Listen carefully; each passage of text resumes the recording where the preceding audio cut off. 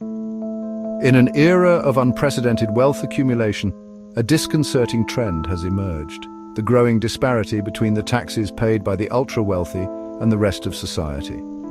While hard-working individuals diligently contribute their fair share, a select few, armed with an arsenal of sophisticated tax avoidance techniques, manage to shield their fortunes from the taxman.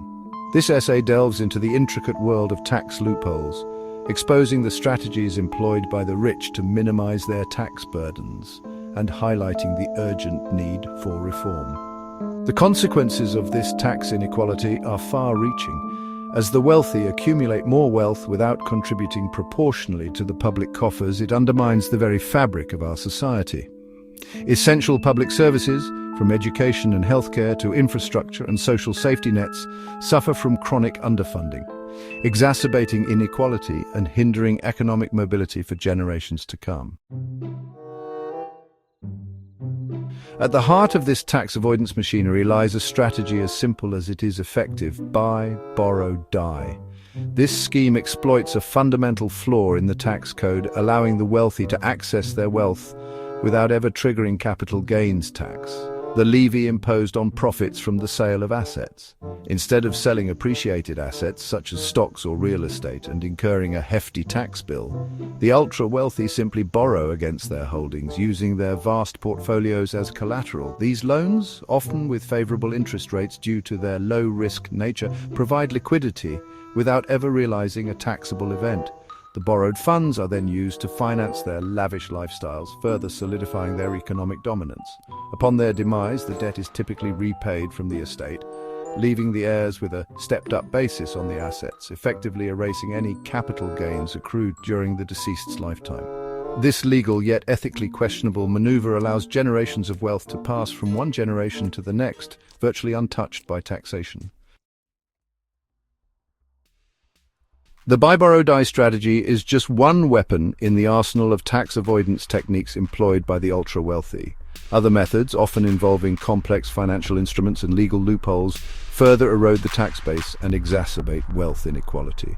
One such tactic is the strategic use of Roth IRAs, retirement accounts designed to incentivize long-term savings.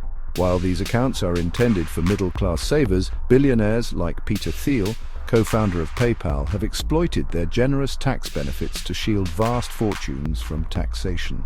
Another common tactic is income transformation, the art of converting highly taxed income into lower taxed forms.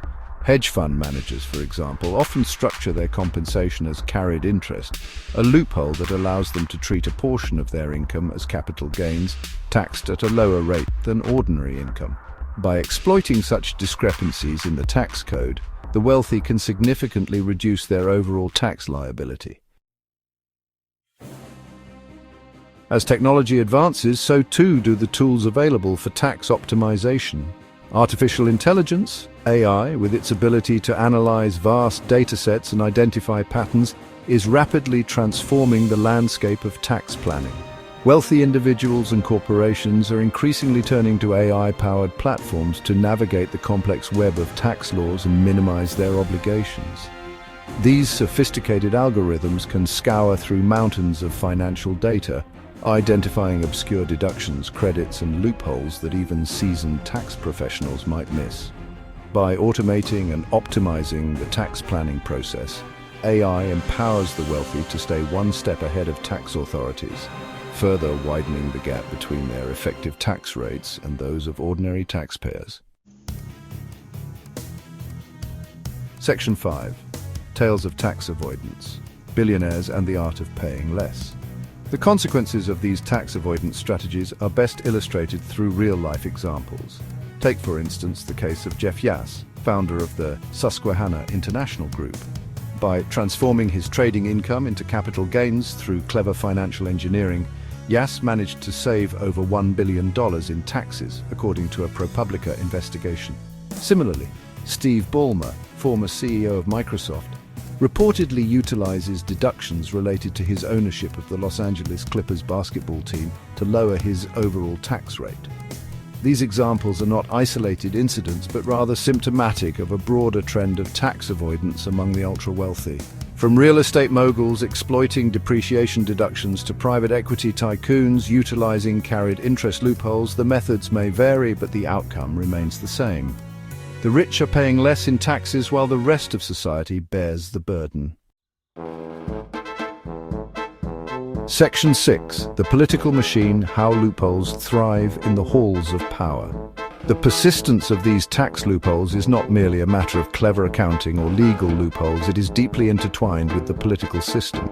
The ultra-wealthy, through a combination of campaign contributions, lobbying efforts, and outright political influence, exert considerable sway over the legislative process, ensuring that the tax code remains skewed in their favor. Politicians, often reliant on wealthy donors to finance their campaigns, are hesitant to implement policies that could alienate their benefactors.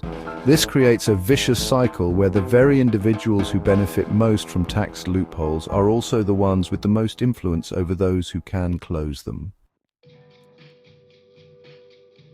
Section 7. Closing the loopholes towards a fairer tax system. Addressing this systemic issue requires a multi-pronged approach, tackling both the technicalities of the tax code and the political forces that perpetuate these loopholes. One crucial step is to close the buy, borrow, die loophole by taxing capital gains at death or implementing a mark-to-market system for unrealized gains. Additionally, reforming or eliminating preferential tax treatments for carried interest, Roth IRA conversions for the ultra-wealthy, and other loopholes exploited by the wealthy would generate substantial revenue and level the playing field.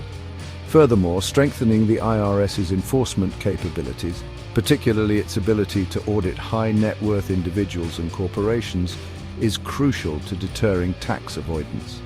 By providing the agency with the resources and authority it needs, we can ensure that everyone pays their fair share. Section 8. A call for transparency and accountability.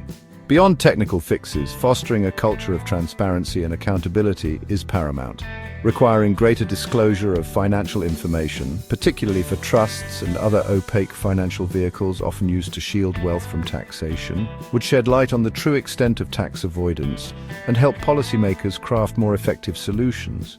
Moreover, empowering citizens with the knowledge and tools to understand the complexities of the tax system and hold their elected officials accountable is crucial for driving meaningful change.